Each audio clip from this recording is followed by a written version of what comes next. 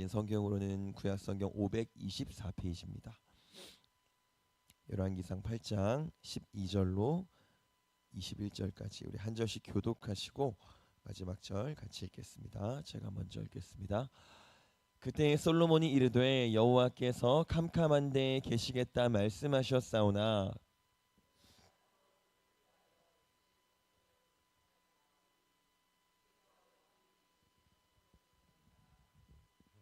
얼굴을 돌이켜 이스라엘의 온 회중을 위하여 축복하니 그때에 이스라엘의 온 회중이 서 있더라.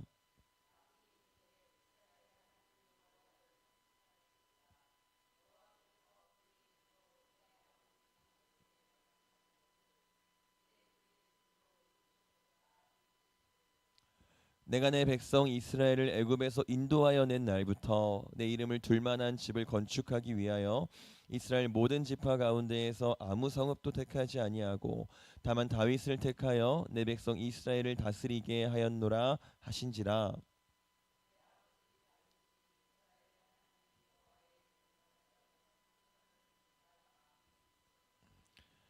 여호와께서 내 아버지 다윗에게 이르시되 네가 내 이름을 위하여 성전을 건축할 마음이 있으니 이 마음이 내게 있는 것이 좋도다.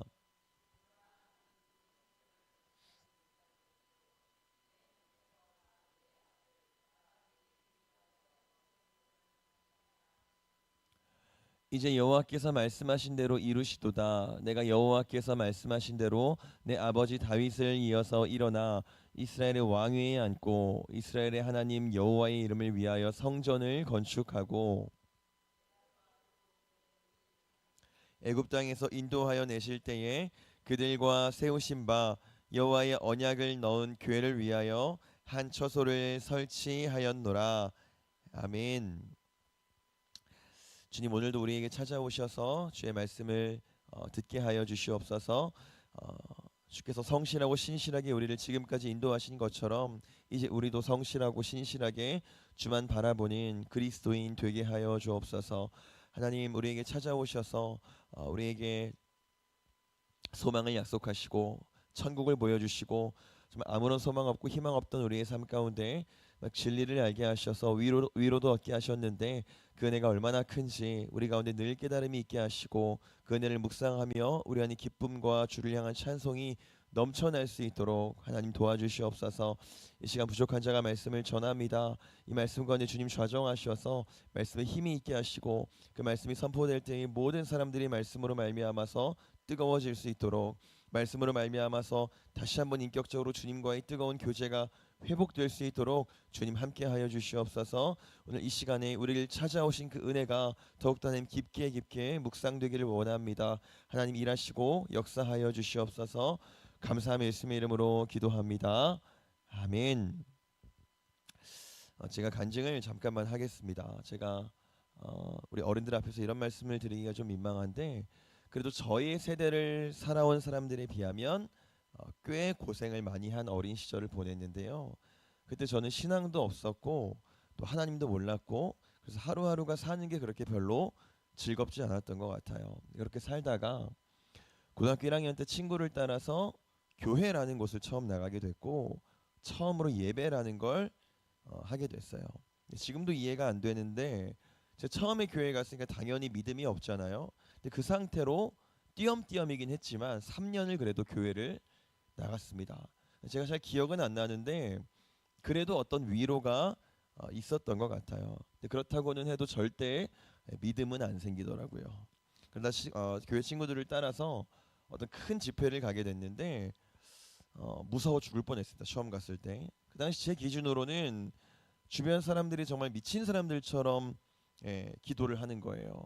기도하다가 우는 사람도 또 심지어 헛구역질을 하는 사람도 또 어떤 사람은 바닥에 이렇게 엎드려서 기도하는 사람도 그때 처음 봤습니다. 너무 충격을 받아서 당장 도망가고 싶었는데 그러다 문득 갑자기 궁금한 마음이 생겼어요.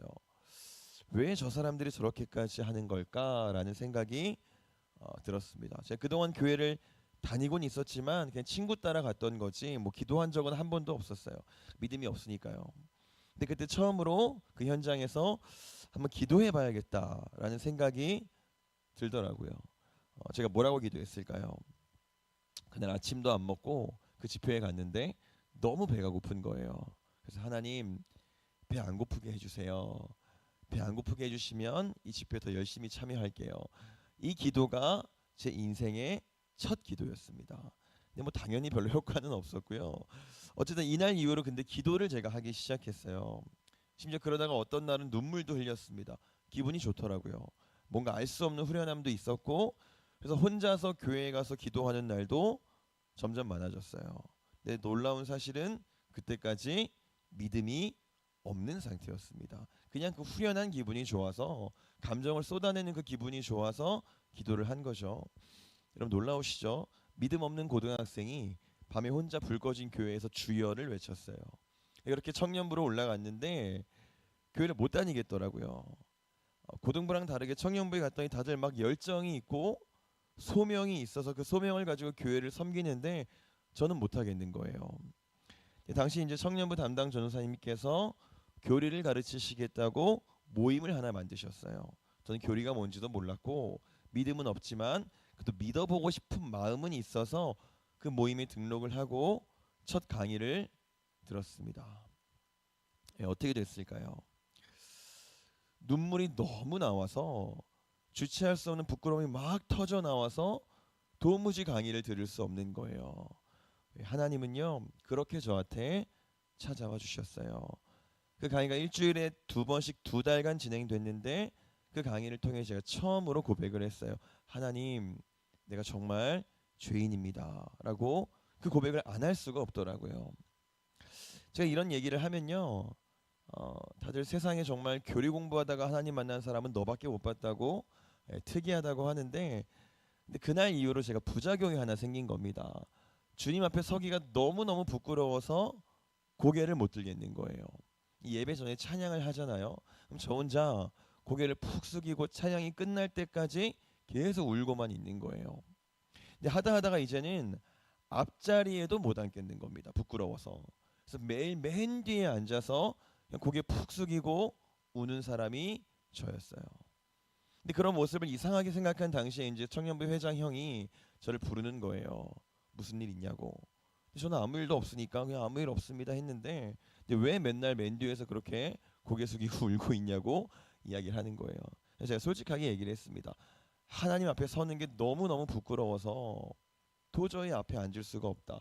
근데 제가 너무 크게 느껴져서 고개를 못 들겠어요 얘기했더니 그 형이 뭐라 그랬을까요? 어이가 없다는 듯이 저를 막 혼내는 거예요.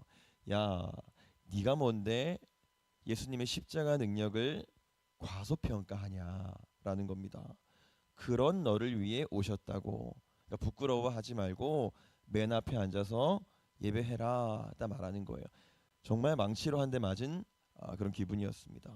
제가 중간이 없나 봐요. 그날부터 맨 뒤에 앉아있던 제가 다시 맨 앞으로 가서 손 번쩍 들고 찬양을 했습니다. 오늘 본문을 보면요 아주 감격스러운 순간인데요, 솔로몬 성전이 완성이 됐고 하나님의 영광이 충만하게 임한 상태예요. 근데 여러분 아시겠지만 원래 하나님은 그 이스라엘 한가운데에 자리 잡고 사실 만한 분이 아니십니다. 솔로몬도 그걸 알고 있어요. 그래서 오늘 본문 시작할 때에 원래 하나님은 캄캄한 데 계시는 분인데 라고 시작을 해요. 이 말은 하나님은 초월적으로 거하시는 분이란 뜻입니다.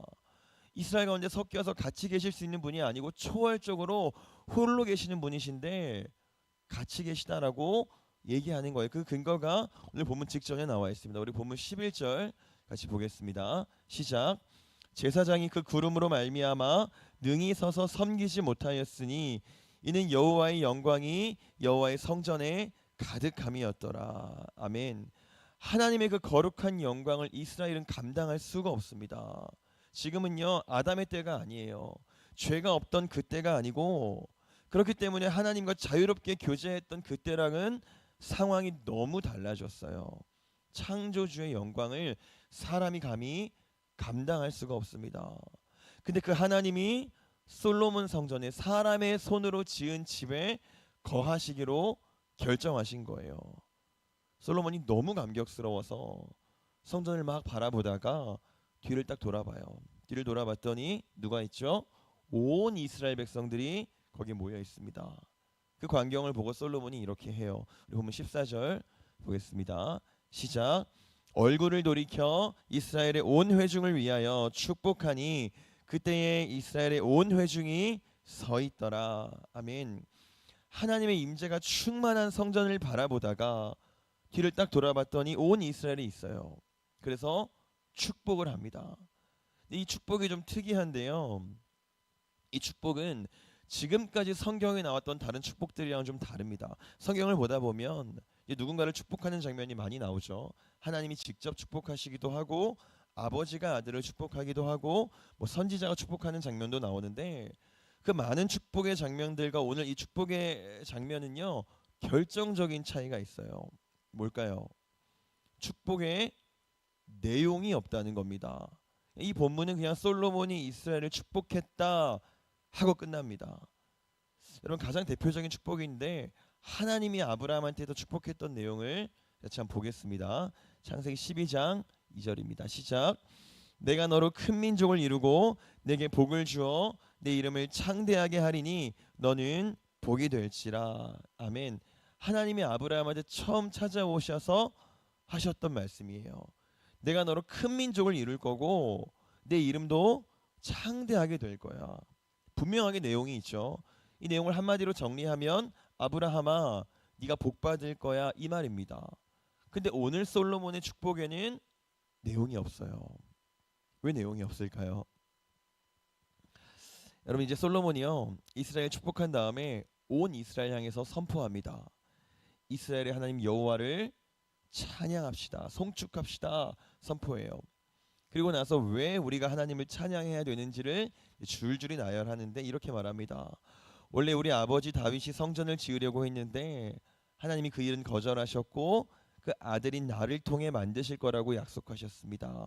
그리고 그 약속대로 오늘 나를 통해 성전을 완성하셨습니다. 그러니까 우리가 온 마음을 다해서 여호와를 찬양합시다라고 솔로몬이 지금 감격에 겨워서 선포하는 거예요.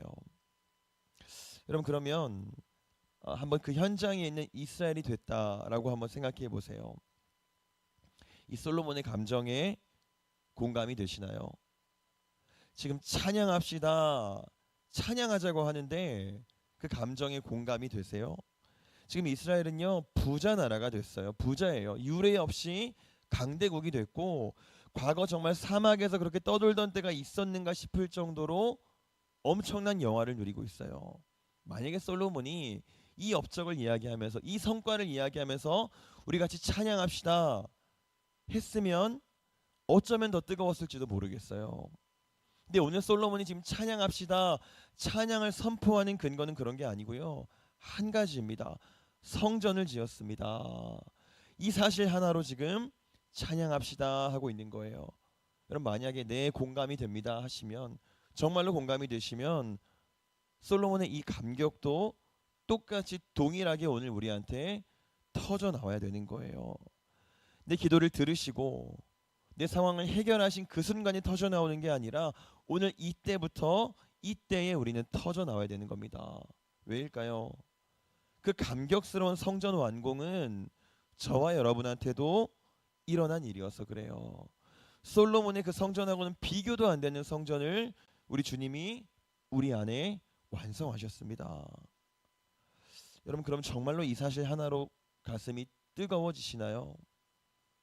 돈이 없어서 병이 깊어서 또 삶의 많은 문제로 견딜 수 없이 고통스러운 그 순간에도 이 사실 하나 때문에 우리는 찬양할 수 있는 겁니다.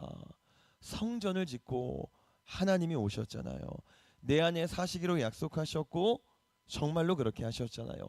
원래는 빽빽한 구름 가운데 사시는 그 영광의 하나님, 도무지 우리에게 오실 수 없는 하나님이 우리와 사시겠다고 오셨습니다. 여러분 제가 아까 솔로몬이 이스라엘을 축복했습니다라고 했는데 내용이 없다고 말씀드렸죠. 성전이 완성된 그 순간에는 그 어떤 축복의 내용도 필요가 없는 겁니다. 여호와께서 오셨다, 여호와께서 우리와 함께 사신다, 이것보다 더 큰 축복의 내용이 어디 있나요? 그 일을 우리 하나님이 저와 여러분에게 이루셨습니다. 여러분 삶에 아무런 기쁨이 없던 저한테 찾아와 주셨어요. 정말 그 구석에서 고개도 들 수 없는 저한테 찾아오셨어요. 그 사실 하나로 우리는 영원히 찬양할 수 있습니다. 이 솔로몬의 오늘 이 감격이 우리한테도 영원토록 있기를 원합니다. 여러분 아까 제가 말씀드렸죠. 아브라함한테 하나님이 축복하셨던 내용. 내가 너로 큰 민족을 이루고 내게 복을 주어 내 이름을 창대하게 하리니 너는 복이 될지라. 아까 우리가 읽었던 하나님이 아브라함에게 했던 축복의 내용인데요. 이미 우리는 이 복에 초대를 받았습니다. 갈라디아서 기자가 이렇게 말해요. 3장 14절 보겠습니다. 시작. 이는 그리스도 예수 안에서 아브라함의 복이 이방인에게 미치게 하고 또 우리로 하여금 믿음으로 말미암아 성령의 약속을 받게 하려 함이라. 아멘. 아브라함을 통해서 아브라함의 족보를 통해서 그리스도가 오셨고 천국의 백성인 영적인 이스라엘 백성들이 엄청나게 많아졌어요. 그게 아브라함의 복이에요. 메소포타미아에 살았던 메소포타미아 백성이었던 아브라함이 하나님의 백성이 됐고 뿐만 아니라 아브라함을 통해 수많은 하나님의 백성들, 천국 백성들이 생겨났어요. 근데 이 복이요 이방인이었던 우리한테까지 찾아왔습니다. 감히 하늘을 쳐다볼 수도 없었던 돌 감람나무 같았던 우리에게 우리한테까지 우리 하나님이 찾아오셔서 무려 아브라함의 복을 허락해 주셨어요. 그래서 우리를 천국 백성 삼아 주셨고 이제 우리를 통해서도 하나님 나라는 확장될 거예요. 여러분 저는 삶이 어려워질 때 그때를 늘 생각합니다. 나에게 찾아와 주셨던 그때의 그 하나님. 여러분 그 사실 하나만으로 우리의 복은 넘치도록 충분함을 믿으시기 바랍니다. 우리 온에 오시고자 하셔서 성전을 지으시고 사시는 하나님, 영원히 떠나지 않으시는 그 하나님, 그 사실이요 그 어떤 절망도 덮을 수 없는 영광스러운 사실임을 저와 여러분이 기억하기를 원합니다. 여러분 그 사실 하나만으로 우리가 오늘 솔로몬의 찬송보다 더 뜨거운 찬송을 우리가 매일같이 부르는, 매일같이 하는 저와 여러분 되기를 소원합니다. 기도하겠습니다. 하나님,